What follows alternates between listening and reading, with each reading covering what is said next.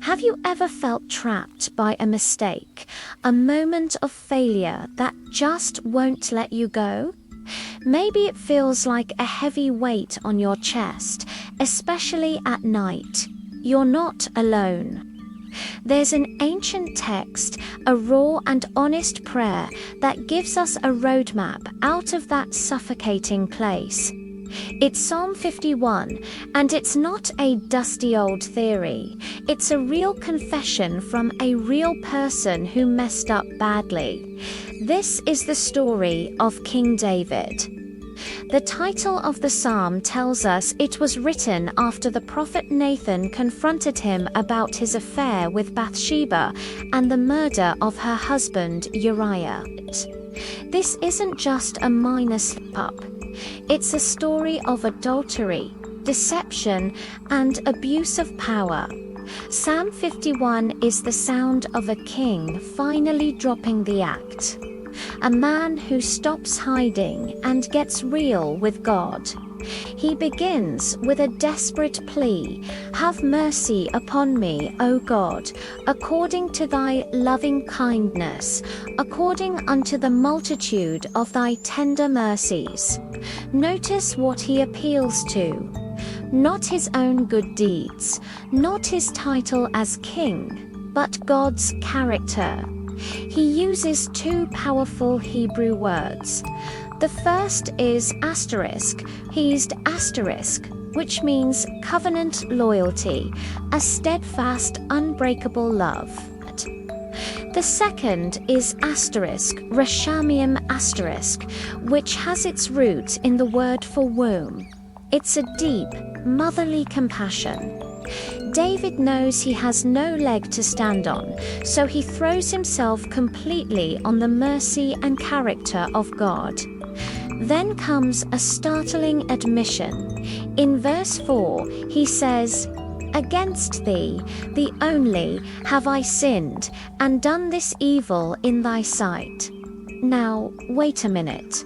Didn't he sin against Bathsheba, against Uriah, against his whole nation? Of course, he did. But this line isn't about denying the harm he caused to others. It's about recognizing the ultimate offense. All sin, no matter who it hurts, is ultimately a rebellion against God himself. David is standing before God without any excuses, without any spin. He's accepting the verdict, whatever it may be. He goes even deeper in verse 5. "Behold, I was shapen in iniquity, and in sin did my mother conceive me." This isn't him blaming his parents or his upbringing. It's powerful poetic language to say this sin isn't just a one-time event. It's a condition. The problem is deep within me.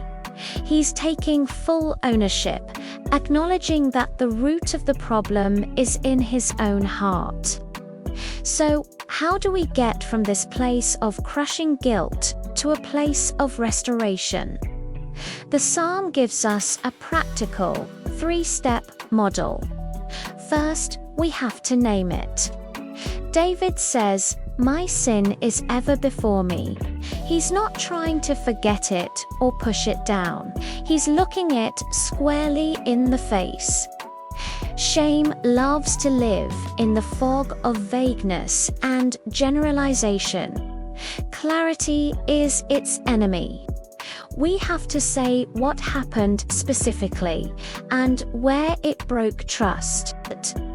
Use plain language, no jargon, no excuses. You can even try this simple formula. When underscore happened, I felt underscore because underscore. I take responsibility for underscore, and I will repair it by underscore. Speaking it out loud, even just to yourself, can be incredibly powerful. The focus here is on your behavior, not on condemning your entire being. Second, we ask for a clean center. David prays, "Wash me thoroughly from mine iniquity, and cleanse me from my sin." He says, "Purge me with hyssop, and I shall be clean." Hyssop was a plant used in Old Testament purification rituals.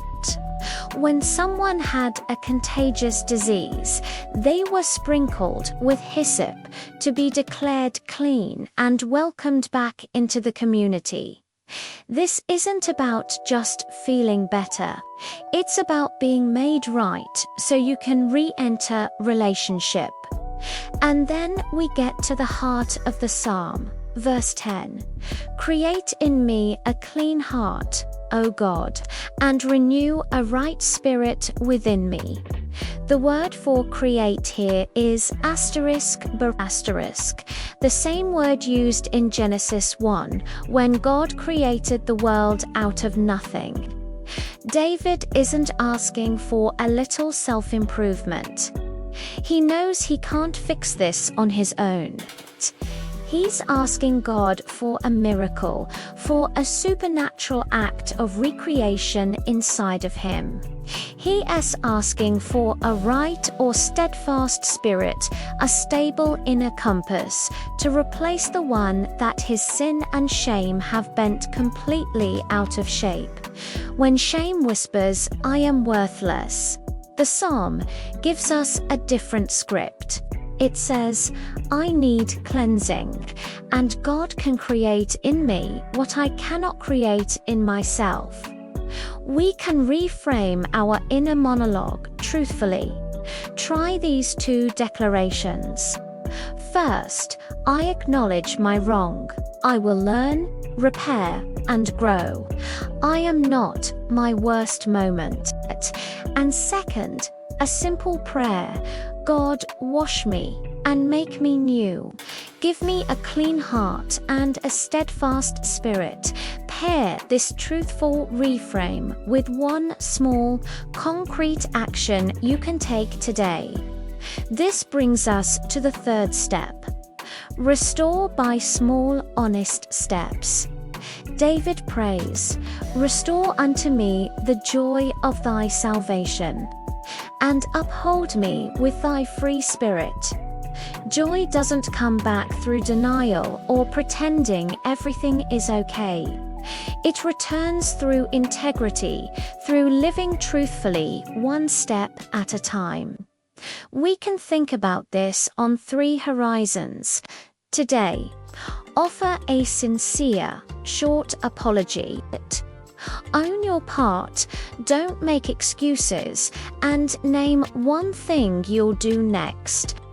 This week, choose one concrete act of repair or establish one boundary to prevent the mistake from happening again.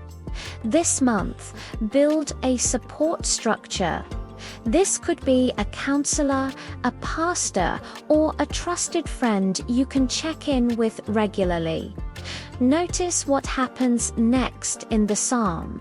After David is restored, he says, "Then will I teach transgressors thy ways, and sinners shall be converted unto thee." Restoration doesn't just end with us. It's meant to flow outward. Our healed story can become a guide for others who are lost. A clean heart doesn't produce religious performance. It produces a different kind of life, one that quietly points others to God's mercy. Now, David adds 2 important clarifications. He says, "You desirest not sacrifice, else would I give it."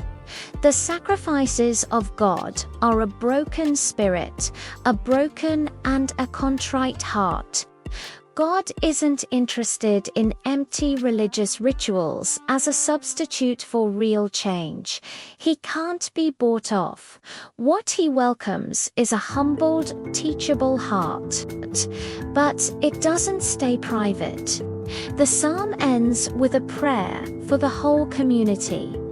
"Do good in thy good pleasure unto Zion. Then shalt thou be pleased with the sacrifices of righteousness.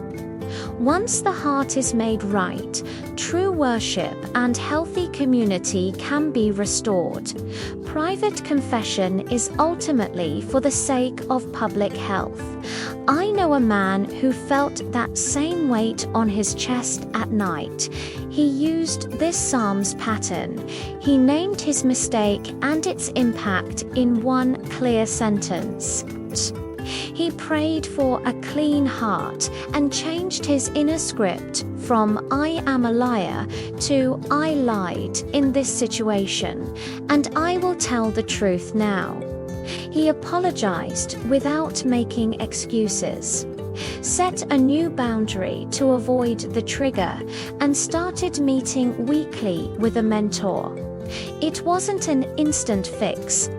The first few nights were still hard, but slowly, the fog of shame began to lift.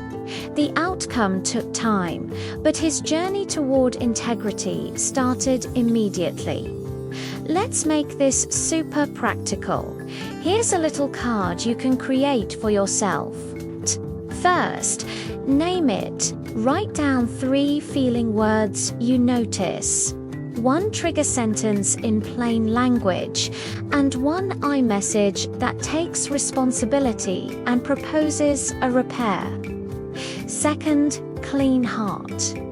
Write down 1 self-forgiveness line, 1 short prayer like David's, and 1 truthful reframe paired with 1 small action for today.